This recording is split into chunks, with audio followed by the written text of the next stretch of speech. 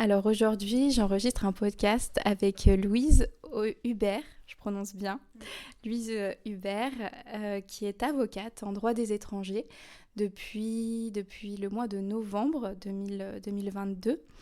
Alors bonjour Louise, merci d'avoir accepté de parler pour mon podcast et de parler de ton métier. Et également de ta page Instagram qui s'appelle Dealer pour nous, dont on va parler là dans pas longtemps. Moi, j'ai une première question à te poser un peu pour un peu mieux te connaître. Pourquoi avoir choisi de faire du droit? Est-ce que c'était une vocation? Est-ce que tu as toujours voulu faire ça?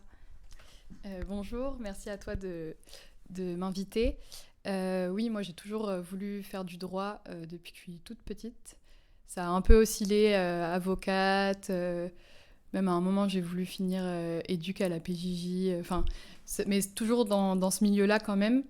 Et puis au bout d'un moment ça a quand même été très avocate. Et du coup, voilà, j'ai foncé là-dedans. Mais oui, globalement j'ai toujours été intéressée par ce milieu-là et je saurais pas trop expliquer pourquoi parce qu'il y a personne dans ma famille qui fait ça. Mais ouais, c'est vraiment quelque chose qui m'a intéressée dès le début. Et tu t'es spécialisée en master plutôt en droit du numérique, c'est ça? Droit, tu me disais la propriété intellectuelle, etc. Et au final, tu as décidé de t'engager en tant qu'avocate en droit des étrangers. Et pourquoi, en fait, qu'est-ce qui a fait que tu t'es finalement orientée vers plutôt du droit des étrangers que droit du numérique? Je pense que si je me suis orientée de base, on va le prendre dans l'autre sens plutôt, en droit du numérique et en propriété intellectuelle, c'est pour deux raisons principales. La première, c'est qu'on me disait tu gagneras jamais bien ta vie, tu pourras pas subvenir à tes besoins en étant spécialisé en pénal ou en droit des étrangers. Et de deux, parce que par rapport au fait que donc, à côté, j'étais bénévole dans plusieurs associations. Et je voyais déjà à ce moment-là que c'était quand même assez lourd moralement.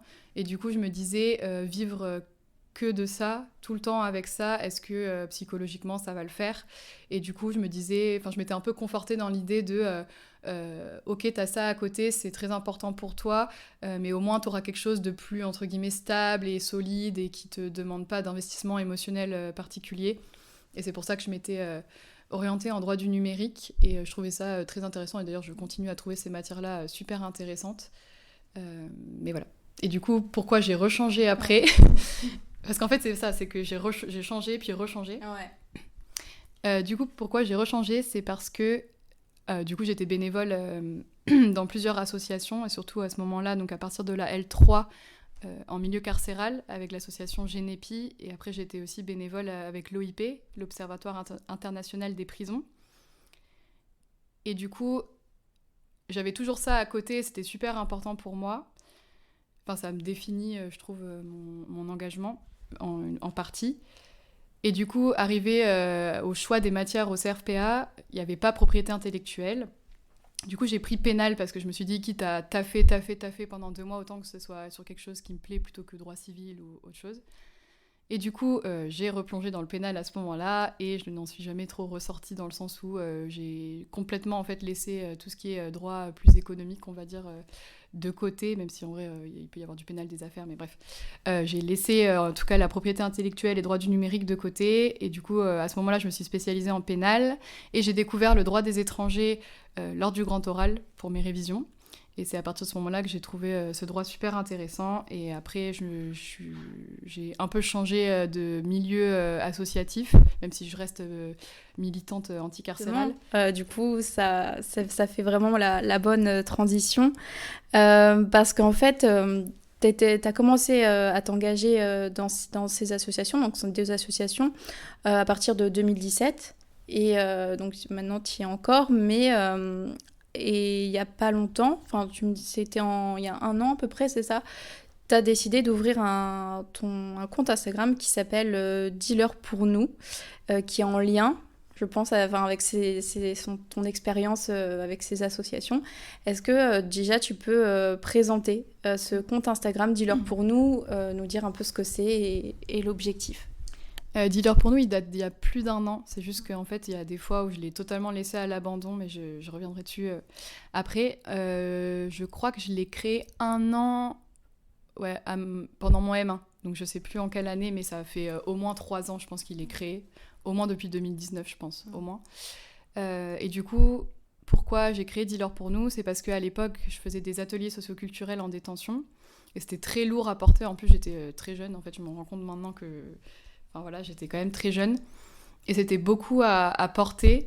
Et en fait, j'étais tellement révoltée par ce que je voyais en détention et les témoignages des personnes détenues qui se confiaient à moi, que je me disais, il faut que j'en parle, il faut que ça sorte. Et moi, c'était à la fois égoïste, dans le sens où c'était ma manière à moi d'évacuer ces témoignages-là. Et c'était aussi, bien évidemment, pour les personnes détenues. Et surtout, une personne qui m'avait dit, mais il faut que tu leur dises dehors, dis-leur pour nous, s'il te plaît. Et du coup, d'où le nom dis-leur pour nous. Et du coup, ouais, ce compte, c'était pour moi une manière un peu... Enfin, c'était un peu un mégaphone. Je voulais pas, moi, devenir porte-parole des personnes... Enfin, de la voix des personnes incarcérées, parce que je suis pas concernée directement par ce sujet. Mais je voulais que ce soit un mégaphone plutôt de leur voix à eux. Et voilà, c'était pour ça que j'ai commencé en fait, à publier des témoignages surtout des témoignages qui me revenaient souvent, ou qui... voilà, que je trouvais intéressant parce qu'ils exploraient des sujets qui sont super méconnus du grand public, entre guillemets. Et voilà comment est né Dealer pour nous. C'est même ma meilleure pote qui m'avait dit, mais crée un compte Instagram. Et je lui avais dit, mais pourquoi il y aurait des témoignages de personnes détenues au milieu des petits maillots de bain et des vacances aux Seychelles? Et en fait, au fur et à mesure, il y a quand même de plus en plus de comptes militants qui se sont créés à peu près au même moment, j'ai l'impression. Et voilà. Et du coup, voilà comment est né Dealer pour nous. Ouais, parce que c'est vrai que sur ton compte, tu partages directement. En fait, il n'y a pas. C'est vraiment. C'est les guillemets qui sont ouvertes avec ce que la personne a à dire. C'est pas toi. Toi, après, tu donnes ton avis un peu, etc. en dessous, mais c'est d'abord vraiment. Le témoignage, le témoignage des détenus. Et en fait, on ressent aussi beaucoup, à travers ces témoignages, on ressent aussi, tu partages aussi beaucoup l'impact de l'enfermement sur leur santé mentale. C'est vrai que c'est ce qui ressort, en tout cas, des témoignages. Par exemple, là, je cite certains témoignages, donc là, c'était d'une femme en janvier 2019. Donc, elle disait, cela fait 2 mois. Cela fait 2 mois qu'après chaque parloir, on doit se foutre à poil jusqu'à devoir décoller notre serviette hygiénique ou notre tampon. Donc voilà, ça c'était une femme en 2019. Un autre témoignage un peu plus avant, c'était mai 2018. Donc ouais, effectivement, ton compte, il a quand même presque 5 ans. Donc un détenu qui dit « Le ramadan ici, on ne mange pas de la journée et on n'a qu'une pauvre madeleine avec 3 dates pourries pour rompre le jeûne. Ils nous respectent pas. » Donc voilà, c'est souvent voilà, ces témoignages qui reviennent, etc. Il y a vraiment la façon dont les détenus sont traités. Et voilà, on remarque du coup à travers ce témoignage que certaines libertés fondamentales, elles ne sont pas respectées. Donc voilà, est-ce que... Voilà, je vais te poser une question un peu dont je pense voilà, connaître la réponse, mais voilà, est-ce la prison en France, en tout cas certaines prisons, elles négligent elles négligent les libertés fondamentales des détenus? Bah oui, je pense que tu connais la réponse. Bien évidemment, oui. D'ailleurs, la France, elle a été condamnée plusieurs reprises par la Cour européenne des droits de l'homme à ce sujet. En vrai, pour moi, la prison, ça touche à... Je pense que c'est pour ça que j'ai été autant choquée. C'est que ça touche à tellement de liberté. Bon, déjà, par définition, ça touche à la liberté d'aller et venir parce que, voilà, on est enfermé. Donc, pour moi, ça interroge quand même aussi sur le sens de la peine. Enfin, en fait, de la prison découle beaucoup de questions sur la gestion de la répression pénale dans notre société. Mais oui, pour revenir sur ta question, il y a beaucoup de libertés fondamentales qui sont violées ou touchées par l'enfermement et comment est la prison aujourd'hui en France. Je pense, s'il faut les énumérer, je pense à... Rien qu'on n'y pense pas souvent, mais la liberté sexuelle, de la vie sexuelle, parce que le sexe est officiellement interdit en prison, même si, bon, c'est pas du tout le cas dans la pratique, on va dire. Je pense à la liberté de droit du travail. Il est pareil, il est violé en prison et on a l'impression qu'il n'y a pas le code du travail qui existe à partir du moment où tu franchis le mur. Il y a beaucoup de droits sociaux qui sont violés. Qu'est-ce que je pourrais dire d'autre ? Quand on est détenu à plusieurs dans la même pièce, selon les prisons plus ou moins récentes, avec une bonne isolation ou pas, avec des conditions souvent indignes quand même. Donc pareil, en fait la plupart des lois sont même pas respectées. Et moi je trouve ça toujours choquant parce que ces personnes, elles arrivent en prison parce qu'elles ont violé la loi, mais l'administration et donc l'État violent constamment la loi chaque jour à l'encontre de ces personnes-là. Donc je trouve ça assez ironique, entre guillemets, comme situation. Et par exemple, l'encellulement individuel, c'est quasiment jamais respecté, voire jamais, sauf quand ils finissent au quartier disciplinaire, quoi, mais c'est pas un traitement de faveur. Donc je pense à beaucoup de libertés fondamentales qui sont violées, bien évidemment. Et comme tu disais, c'est-à-dire que, je crois que sur ton compte, c'est-à-dire que tu dis, ils ont déjà été condamnés. Donc on n'a pas ces faits, ils sont jugés, ces faits, donc on n'a pas encore une fois les condamner en leur infligeant telle ou telle chose. La condamnation, elle est faite, ils sont en train de purger leur peine. Mais voilà, il faut respecter leur liberté parce que ça reste des êtres humains, c'est des êtres humains, donc il faut les respecter. Ouais. C'est ça qui est problématique, c'est qu'en effet, ils sont jugés, donc ils sont déjà en train de purger leur peine, comme tu dis, et le problème aussi, c'est au-delà, c'est que, même si c'est super important, bien évidemment, la violation de leurs droits, c'est qu'au-delà de ça, même pour les personnes qui en ont rien à faire de ça, parce qu'il y a beaucoup de gens vraiment qui en ont rien à faire de ça à partir du moment où quelqu'un est jugé comme étant criminel ou autre, d'ailleurs, sachant qu'il n'y a pas du tout... Enfin, le pourcentage de criminels au sens juridique, il y en a très très peu quand même en prison. Mais bref, du coup, je voulais dire qu'au-delà de ça, pour moi, c'est totalement contre-productif. C'est pour ça que je suis militante anti-carcérale. C'est que pour la réinsertion, ça a été prouvé à maintes reprises que c'est vraiment ultra néfaste. Et du coup, en fait, c'est un engrenage constant. Il y a beaucoup de personnes qui ressortent encore plus abîmées, entre guillemets, méfiantes de la société, de l'insertion, etc. Et donc, pour moi, il n'y a rien qui va, quoi, entre guillemets. Et justement, il y a beaucoup de personnes qui sont contre ce système carcéral et qui préfèrent un autre modèle, un autre modèle autre que l'enfermement. Est-ce que tu as des exemples, par exemple, est-ce que tu sais un peu les potentielles alternatives, en tout cas, qui pourraient exister ? En fait, les alternatives, elles existent déjà, beaucoup. Mais aussi, imaginons qu'il y ait quand même une condamnation à du ferme. Il y a tout ce qui est mesures alternatives à l'enfermement en prison et qui favoriserait plus une réinsertion qui permettrait, par exemple, d'aller travailler ou ce genre de choses. Bien sûr, ça serait déjà... ça désengorgerait déjà un peu les prisons. De toute façon, moi, je peux pas... on peut pas... passer du tout à rien. Il va falloir des choses transitoires et du coup, en attendant... En fait, c'est ça le problème, c'est qu'il y a déjà plein d'autres mesures qui existent et qui sont pas utilisées, en fait, par la justice, par peur ou par... je sais pas trop pourquoi.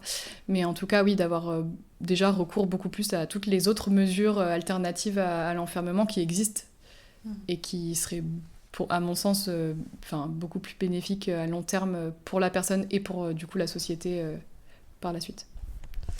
Et du coup, ton compte Dealer pour nous, il est quand même suivi par plus de 4000 personnes sur Instagram.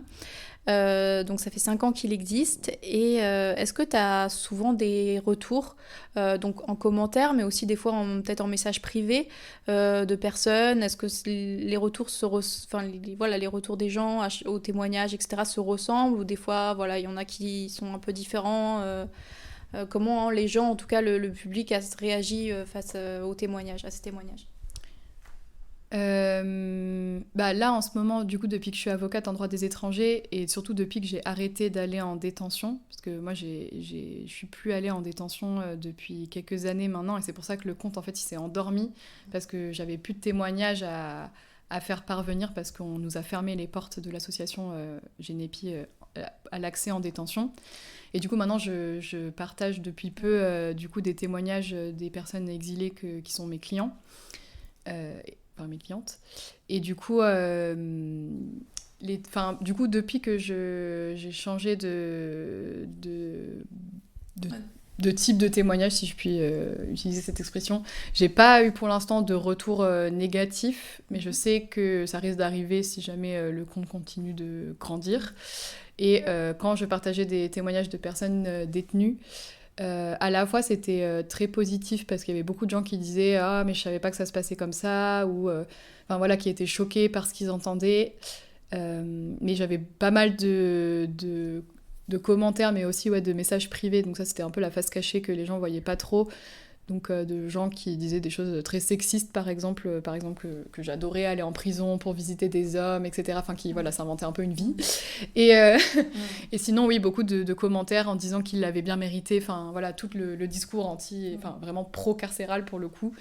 Et voilà, du coup c'était quelque chose qui me touchait particulièrement quand c'était en réponse à des témoignages, parce que je voyais moi les personnes qui avaient témoigné, enfin je voyais totalement qui c'était du coup, et en gros qu'on ait qu'on ait un discours comme ça de manière générale, ben voilà, je respecte les opinions même si je suis pas du tout d'accord avec ça, mais qu'on se serve d'un témoignage qui est très violent pour venir cracher son venin entre guillemets, ça me touchait plus particulièrement. Et là oui, c'est vrai que depuis du coup que tu es devenue avocate, tu partages les témoignages de personnes exilées. Et au final, du coup, le nom de ton compte, Dealer pour nous, ça colle aussi. Parce que c'est vrai que c'est aussi des personnes qu'on n'entend pas, qu'on n'entend jamais. On leur donne jamais la parole, on prend jamais vraiment en considération leurs témoignages, etc., comme ça en public. Donc au final, le nom de ton compte, il peut comme ça aller pour toutes les personnes qu'on n'entend pas et qui sont invisibilisées. Et voilà, moi j'ai lu des témoignages de certains de tes clients, et notamment d'une femme, c'était très, très dur, hein, donc parler de l'excision, etc. Et c'est des témoignages qui sont certes durs, mais qui sont, moi, à titre personnel, je pense très important d'entendre, parce qu'on n'a pas forcément on se rend pas forcément compte, en tout cas, de ce que ces personnes vivent au quotidien. Et toi, en tant qu'avocate, du coup, tu le vois maintenant au quotidien. Et est-ce que, depuis ta avocate, est-ce que le fait d'être au contact de ces personnes, ça a changé aussi certaines choses, certaines visions de ce que tu pouvais avoir Bah ouais, enfin pour moi de travailler avec ce type de public, c'est une déconstruction permanente de moi qui je suis à titre individuel, mais aussi de ma vision du monde, et etc. Déjà mon but là sur Dealer pour nous, c'est de visibiliser leurs paroles et de sensibiliser au maximum. Encore une fois, sans être leur porte-parole, parce que je m'estime pas comment on dit, c'est pas une question de compétence, mais je m'estime pas légitime à parler à leur place, mais c'est pour ça que je continue de rendre brut leurs témoignages, et après en description de plus donner un contexte, etc. Mais je veux toujours être je donne le témoignage brut, et voilà, c'est...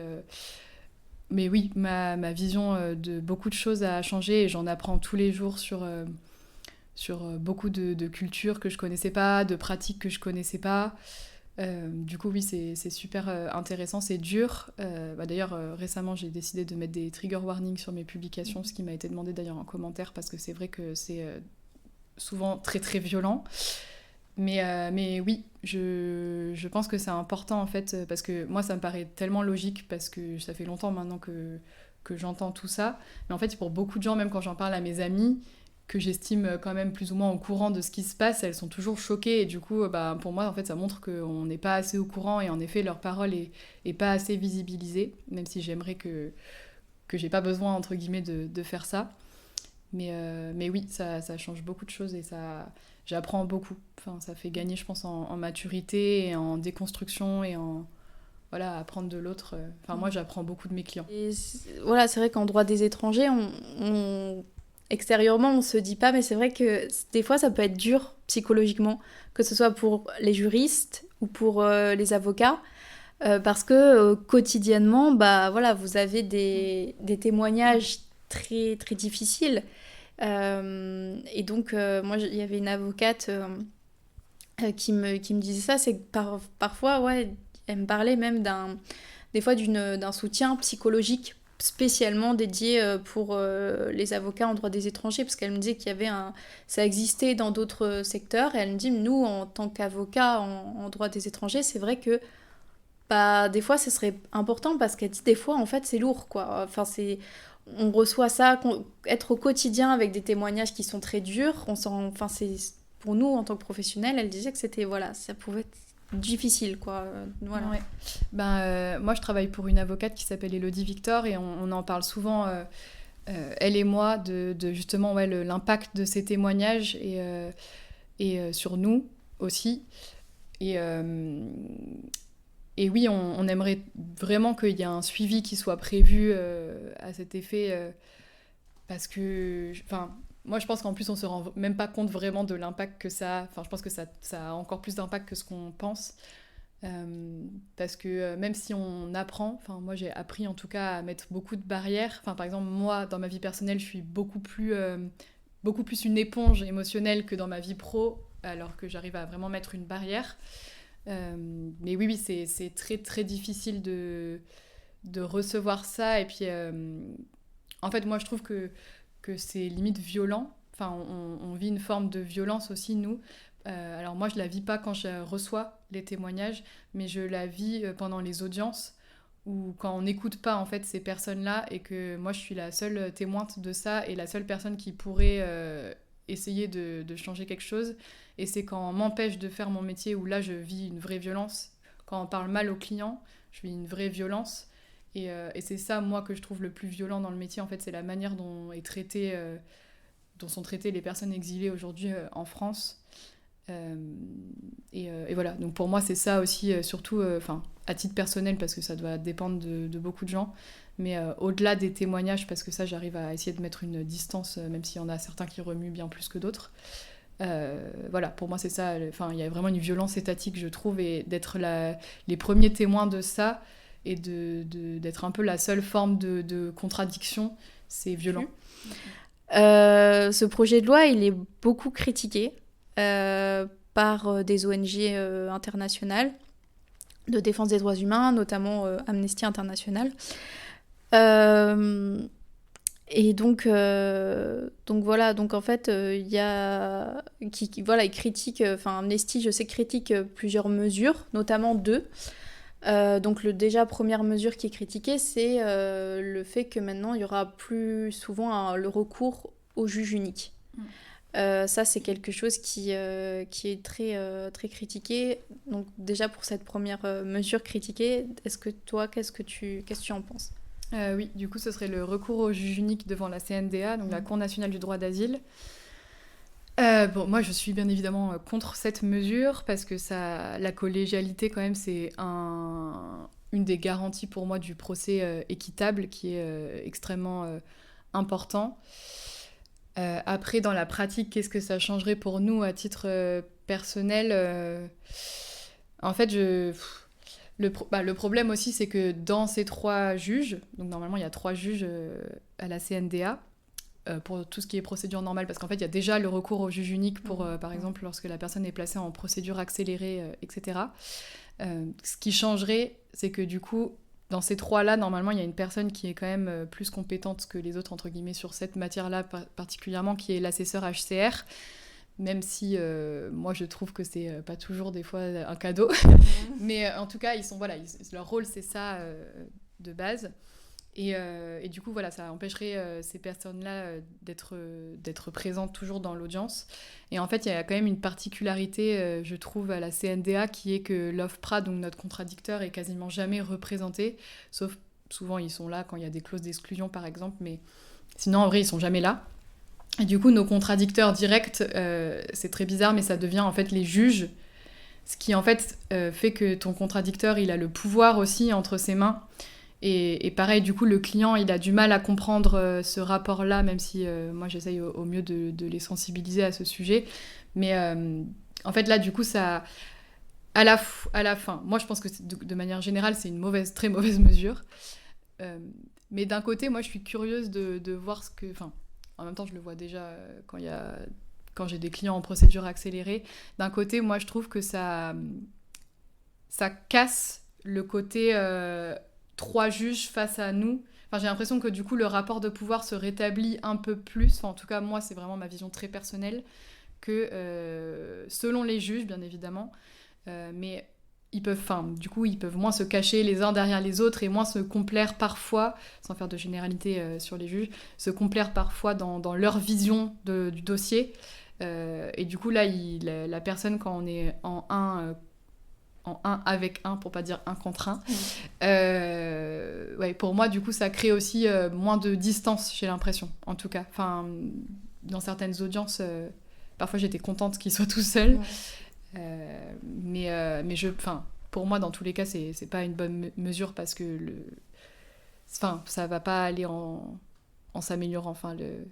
Enlever. En fait, pour moi aussi, c'est que si on commence à s'attaquer à des principes comme ça, c'est la porte ouverte à... Enfin, en fait, c'est la continuité, même depuis des années où, en fait, on ouvre les portes, on ouvre les portes, on ouvre les portes. Mais en fait, ça ferme les portes, ça ferme les portes, ça ferme les portes pour les personnes requérantes. Et du coup, pour moi, c'est ça le danger aussi, c'est que plus on attaque des gros principes, plus ça ouvre justement les portes à toutes les violations possibles et inimaginables des droits au procès équitable. Enfin, je sais pas ce que t'en penses, mais au lieu de faire un projet de loi où on va restreindre certains droits des personnes exilées, etc., pourquoi pas corriger déjà ce qui dysfonctionne. Bah oui, je suis totalement d'accord avec toi. Et pour moi, ça va au-delà, c'est toute la politique migratoire européenne. Enfin, déjà, il faudrait essayer plutôt de... Enfin, c'est comme l'argent de Frontex. Pour moi, ça pourrait plutôt être utilisé pour éviter qu'il y ait des gens qui meurent encore tous les jours en Méditerranée pour essayer de traverser. Donc oui, ça c'est sûr. Mais pour moi, ça relève totalement de l'utopie. Pour moi, c'est malheureux, mais les droits vont se fermer de plus en plus. Alors qu'en vrai, personnellement, je pense que il va y avoir de plus en plus de migration, et notamment dû au réchauffement climatique et à l'urgence climatique, etc. Donc je pense qu'on est vraiment au début au début. En tout cas, c'est pas là le maximum, je pense. Après, ça, c'est vraiment très personnel. Mais du coup, oui, ça me fait peur forcément quand je vois la montée de ce genre de pensée. Et notamment chez les jeunes d'ailleurs. Moi, à chaque fois, je suis choquée de voir qu'il y a des gens, de plus en plus des personnes jeunes pour moi, qui se radicalisent contre tous ces droits qui sont pourtant normalement garantis. Mais oui, il y a un très gros problème de l'accueil des personnes exilées en France, mais sur tous les points en fait. Il y a tellement de dysfonctionnements, mais moi je pense, à ce niveau-là, je pense que c'est recherché, c'est pas possible. Ça doit avoir un but de les faire, un but dissuasif. Je pense, c'est pas possible de traiter des personnes comme ça. Là, tu parlais de Calais, bien évidemment, on en parle, j'ai l'impression qu'on en parle moins maintenant, mais on en a beaucoup parlé à un moment. Mais ça se passe aussi à La Chapelle, en ce moment, à Paris, par exemple. Tous les jours, il y a beaucoup de droits fondamentaux qui sont violés. Moi, je pense rien qu'à Paris, par exemple, le harcèlement des forces de l'ordre, des forces de police sur ces personnes qui sont contraintes à vivre dehors, qui voient leur tente déchirée, qui voient leurs papiers perdus, et après nous ça pose plein de problèmes pour les procédures, mais moi il y a beaucoup de gens qui m'ont rapporté que par exemple ils avaient laissé les papiers dans les tentes ou dans les sacs de couchage pour aller à une distrib alimentaire par exemple, une distribution alimentaire. Et quand ils reviennent, il n'y a plus les papiers, tout a été jeté ou brûlé, etc. Et ça, par exemple, c'est juste inadmissible, c'est juste pas possible. Ils sont réveillés, les gaz lacrymaux dans les tentes. Enfin, pour moi, c'est d'une violence sans nom. Alors que justement, pareil, ils empêchent les associations et les acteurs du terrain qui font d'ailleurs un travail formidable. Je tiens vraiment à le souligner. Heureusement qu'ils sont là au quotidien pour ces personnes. Donc ils les empêchent de faire leur travail ou leurs activités bénévoles. Et ça, pour moi, c'est forcément politique. C'est pas juste on n'a pas de moyens. Pareil, la différenciation de traitement pour les ressortissants ukrainiens, de ressortissants d'autres nationalités. Ça, pour moi, pareil, c'est politique. C'est pas juste, c'est pas du hasard, quoi. Ouais, je suis d'accord avec toi. C'est politique parce que, voilà, comme tu disais là, en dernier par rapport aux Ukrainiens, où les Ukrainiens, tout de suite, il y avait des places qu'on leur réservait, donc il y avait même des places qui étaient vacantes, qu'on refusait à d'autres personnes de d'autres nationalités parce qu'on disait non, c'est pour les Ukrainiens, si jamais après ils arrivent. Donc ça, juridiquement, c'est pas légal. Et donc ça peut être que politique, puisque là, il ne se base pas du coup sur les préfectures aussi. Les préfectures aussi, par moment, elles peuvent être difficiles, ça peut être compliqué. Elles peuvent des fois mettre des bâtons dans les roues, entre guillemets. Est-ce que ça, toi aussi, dans ton métier d'avocat, tu le ressens aussi ? Oui, totalement. Déjà parce qu'il y a une désinformation, ou en tout cas un très gros manque d'information sur les différentes procédures. Ça, il y a un problème administratif de toute façon, mais pas que aux préfectures. En général, en France, il y a quand même beaucoup de choses, ça va pas. Mais par rapport à la préfecture, moi, ce que je remarque dans ma pratique quotidienne, c'est... je fais quelques accompagnements, ça m'arrive de faire des accompagnements en préfecture et je vois déjà la différence de traitement entre les personnes accompagnées et les personnes non accompagnées par un tiers et par un tiers avocat, dans le traitement des dossiers, dans la manière dont on parle aux gens. Donc ça, pour moi, pareil, c'est totalement inadmissible. Et après, oui, il y a des gros problèmes, mais là, qui sont vraiment d'ordre, au niveau, un niveau... beaucoup plus hauts qui sont le problème de délai, l'incapacité de prendre des rendez-vous. Donc ça, pareil, il faut des fois faire appel à un juge pour pouvoir avoir un rendez-vous pour déposer. Après, ça va prendre 10 ans pour avoir... Il y en a qui ont des renouvellements de récépissés infinis, qui parfois les empêchent de travailler, alors qu'ils vont avoir la délivrance du titre à terme, mais qu'ils ont un renouvellement de récépissé. Donc là, pareil, il faut faire appel à l'avocat. En fait, il y a un gros problème. J'ai l'impression qu'on s'embourbe en fait dans une continuité de... Pareil, là, le recours aux EQTF, encore plus systématique qu'ils veulent faire, et notamment directement après l'OFPRA. Ça, pareil, nous, on commence à moi, je trouve qu'on commence à en voir déjà. Et du coup, ça fait des procédures pour rien. Parce que, moi, ça m'est arrivé pas plus tard qu'il y a 2 semaines, je crois. On arrive au TA... juste on a à fournir la preuve qu'il a fait son recours à la CNDA et le QTF est annulé. Et en plus, ça c'est dérangeant aussi, c'est que, par exemple, là je parle vraiment pour les avocats, la préfecture, elle peut en gros retirer entre guillemets son OQTF. Et du coup, nous par exemple, ça fait qu'on bénéficiera pas des FIR, donc ce qui permet de nous de gagner un peu mieux notre vie quand on est à l'aide juridictionnelle. Et du coup, en fait, ça fait juste perdre du temps pour rien, beaucoup de procédures pour rien, ça va encore plus engouffrer les tribunaux dans trop de procédures en fait pour rien, parce que c'est un droit au recours en fait qu'il y a pour les personnes, et souvent moi je leur conseille bien évidemment de l'utiliser. Donc oui, c'est un très très gros dysfonctionnement administratif, et je pense que oui, bien évidemment c'est politique. Ouais. Je pense aussi, et ça rejoint du coup les problématiques dont on a discuté avant par rapport aux personnes qui ont été jugées, ce qu'on appelle la double peine, donc le fait de non seulement passer au pénal et en plus après d'être expulsé ou être obligé parce que c'est 2 mesures différentes, d'être obligé de quitter le territoire français.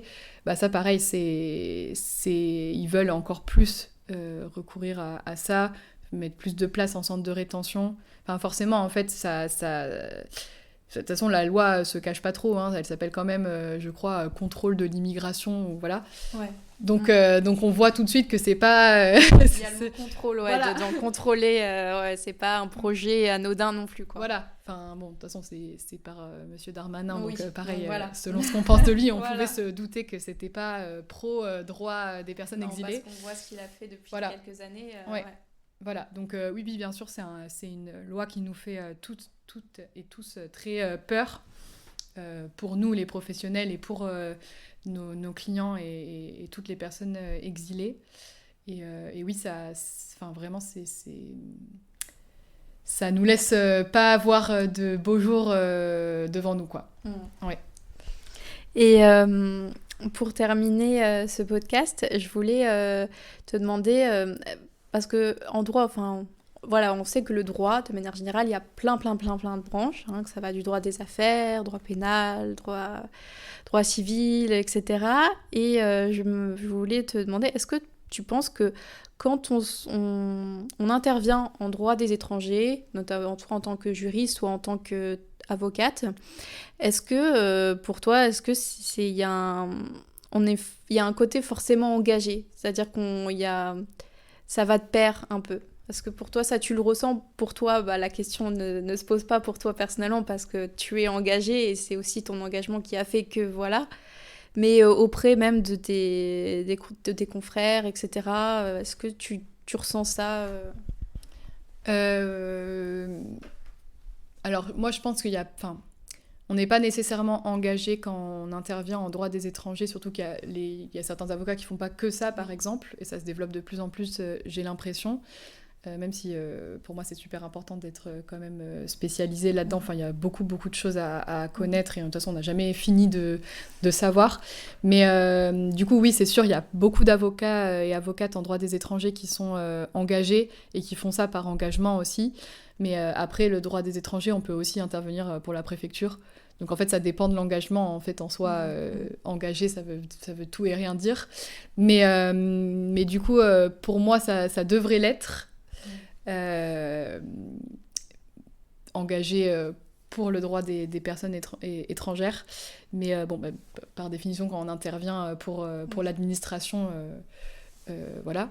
Mais oui, je pense que quand même, quand on intervient dans cette branche-là, j'ose espérer qu'on n'y arrive pas par hasard, parce que de toute façon, c'est un droit qui est politique et qui demande beaucoup d'investissement, même personnel, et de renoncer à certaines choses quand même.